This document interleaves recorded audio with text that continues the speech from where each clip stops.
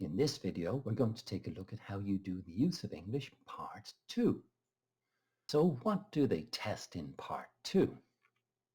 What they mostly test in this Part 2 exercise is grammar, and there is some vocabulary as well. So if we look at some examples here, words in the gap fill could be pronouns, they could be prepositions. And when we talk about vocabulary, we mean things like linking words, and these are just some examples. So let's look at the exercise itself. It's a text with 8 different gaps. Only one word goes into each of these gaps. Sometimes there may be more than one answer for a gap. And then the final point here is that there are no contractions. A word like don't, for example, is 2 words, do not. So now let's look at the exercise. And here we have the instructions and an example. And this is the beginning of our text. And we can see here 0 is where this example goes. So let's look at how we can do this exercise. And the first thing you should do with any of these gaps is to read the full sentence. You should also think about the answer. Is there more than one possible answer in this case? And then we look at the sentence and the words in the sentence that can help us. And this part of the sentence can help us. It talks about Greek and Roman times, which is a long time before this, so we obviously need a word that refers to time. And the correct word is since. Now let's move on to the exercise. Here's our next sentence, and the same thing here. As we said, we read the full sentence. Decide if you can use more than one possible answer here. And now we look at the words that can help us. And in this case, a long time, which refers to a period. Now, in this case, we can't use a word like for and since because we can see in the sentence that we're missing a verb. So we need to think about a verb that works with a long time. And in this case, that verb is take, and we use the past tense took. The next sentence has got 2 gaps in it. And we read the full sentence and deciding if there is more than one possible answer. And then we look at the words that can help us. For our first gap, we have the word than. We can also see 2 other words in the sentence, westwards and eastwards. So these are 2 options. So it's possible that the word we need is similar in meaning to are. And in this case, the word that goes with than is rather.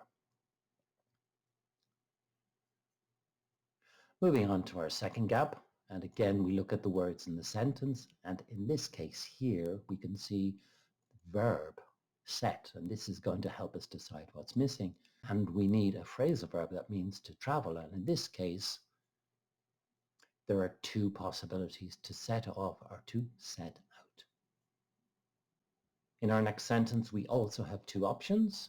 And once again, read the full sentence and decide if more than one answer is possible. Or we take a look at the words in the sentence that can help us. And in this case, we have succeed before the gap, and because the verb find is in an ing form, then we need a preposition. And the preposition with succeed is in. Moving on to our second gap, and again here we can see the verb manage to.